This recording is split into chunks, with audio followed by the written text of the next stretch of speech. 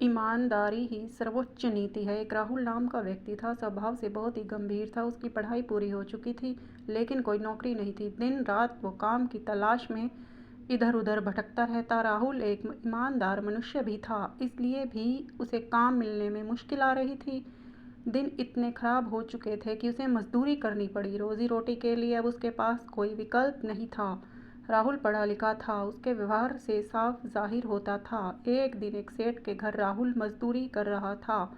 सेठ का ध्यान राहुल के ऊपर ही था। सेठ को समझ आ रहा था कि राहुल एक पढ़ा लिखा समझदार लड़का है, लेकिन परिस्थितिवश उसे ऐसे मजदूरी से काम करना पड़ रहा है। सेठ को अपने एक विशेष काम के लिए एक ईमानदार व्यक्ति की ज़रूरत थी। उसने राहुल की परीक्षा लेने की सोची। उसने एक दिन राहुल को अपने पास बुलाया और 50,000 रुपये दिए, और जिसमें 100 के नोट थे, और कहा, भाई तुम ईमानदार लगते हो, ये पैसे मेरे एक व्यापारी को दे आओ। राहुल ने ईमानदारी से पैसे पहुंचा दिए। दूसरे दिन व्यापारी ने राहुल को फिर से पैसे दिए। इस बार उसने राहुल को बिना गिने पैसे दिए, कहा खुद ही गिन लो और व्यापारी को दे आओ। राहुल ने ईमानदारी से काम किया।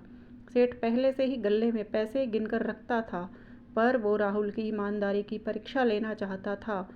रोज़ वो सेठ उसे पैसे देने भेजता।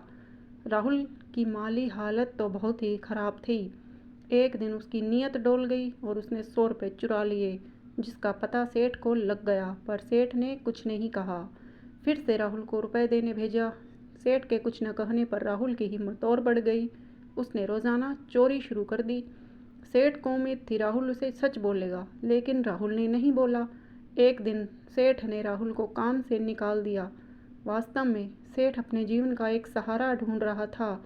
उसकी कोई संतान नहीं थी। राहुल को भोला भाला जानकर उसने उसकी परीक्षा लेने की सोची। अगर राहुल सच बोलता तो सेठ उसे अपनी दुकान सौंप देता।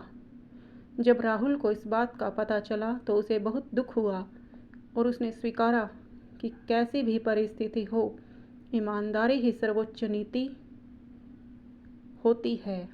दोस्तों, कैसा भी मुकाम आए, व्यक्ति को ईमानदारी का साथ नहीं छोड़ना चाहिए। ईमानदारी जीवन की वो कमाई है जो मुश्किल है, लेकिन कभी गलत अंत नहीं देती। मेरा एक ही उदाहरण आपको देती हूँ। जब मैंने ब्लॉगिंग का काम शुरू किया तो मैं अपनी हर गलती अपने बॉस को बता देती थी। मैंने उनसे डांट के डर से कभी कुछ नहीं छिपाया। कभी कभी बहुत बड़ी गलतियाँ भी की और डांट भी खाई, लेकिन कभी भी छिपाया नहीं। उसका परिणाम यह रहा कि मेरे साथ काम शुरू करने वाले सभी लोगों को कुछ ही दिनों में हटा दिया गया, लेकिन गलतियाँ करने के बावजूद मुझे कभी काम से नहीं हटाया। उल्टा मेरा काम और दायित्व आवश्यकता अनुसार बढ़ा दिए गए। मेरी इस ईमानदारी के कारण मुझे रोज़ कुछ न कुछ नया सीखने मिलता।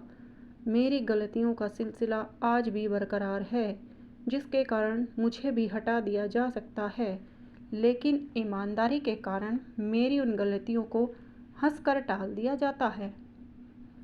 मेरे जीवन अनुभव के आधार पर मैं आप सभी से कहूँगी कि ईमानदारी सर्वोच्च नीति है। आप सभी को प्रण लेना चाहिए, कैसी भी परिस्थिति हो, लेकिन ईमानदारी का दामन कभी ना छोड़ें। दोस्तों, कहानी पसंद आए तो लाइक और चैनल को सब्सक्राइब ज़रूर करें। धन्यवाद।